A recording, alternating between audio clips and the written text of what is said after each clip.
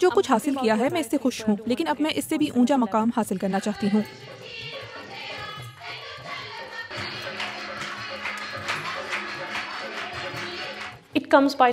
سچ کہوں تو یہ وقت کے ساتھ ساتھ آتا ہے، ہر چیز اپنا وقت لیتی ہے، یہ بھی وقت اور پریکٹس کے ساتھ آتا ہے، چاہے وہ گدے کا فٹ ورک ہو یا تالی یا پھر چہرے کے تاثرات۔ میں انڈیا میں پیدا ہوئی اور میرے خیال میں اس ثقافت میں رہ کر یہ خود بخود آپ کے خون کا حصہ بن جاتا ہے۔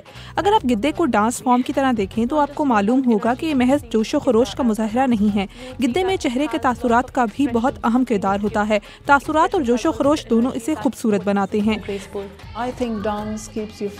میرے خیال میں ڈانس آپ کو ذہنی اور جسمانی طور پر فٹ رکھتا ہے۔ ایشین کمیونٹیز میں بہت سے لوگوں کو ذہنی تناؤ کا سامنا رہتا ہے اور وہ اس بارے میں خاندان سے کسی سے بات نہیں کرتے۔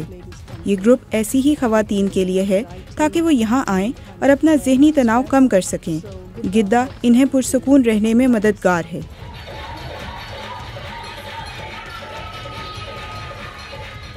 میرے خیال میں ہم ثقافتی روایات سے دور جاتے جا رہے ہیں اور انہیں زندہ رکھنے کے لیے ہر کسی کو اپنا کردار ادا کرنا پڑے گا۔ جو بھی نوجوان لڑکیاں گدے گروپ میں شامل ہو رہی ہیں وہ اپنی ثقافت کے مزید قریب ہو رہی ہیں اور اسے قائم رکھنے کی کوشش کر رہی ہیں۔ گدہ اس میں شاید ان کی مدد کر رہا ہے۔ جب تک میں زندہ ہوں میں اپنی ثقافت کے ساتھ جڑے رہنا چاہتی ہوں اور نوجوان نسل کو اس سے متعلق آگاہی دینا چاہتی ہوں۔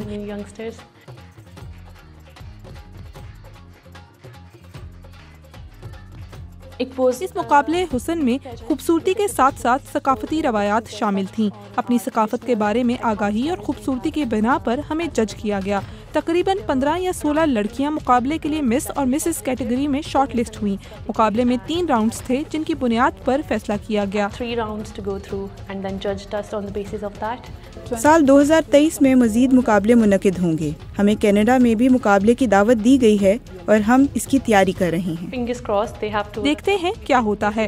ہم اس مقابلے میں حصہ لیں گے، ہم اس کی تیاری کر رہے ہیں اور دیکھتے ہیں کہ اس کا کیا نتیجہ نکلتا ہے۔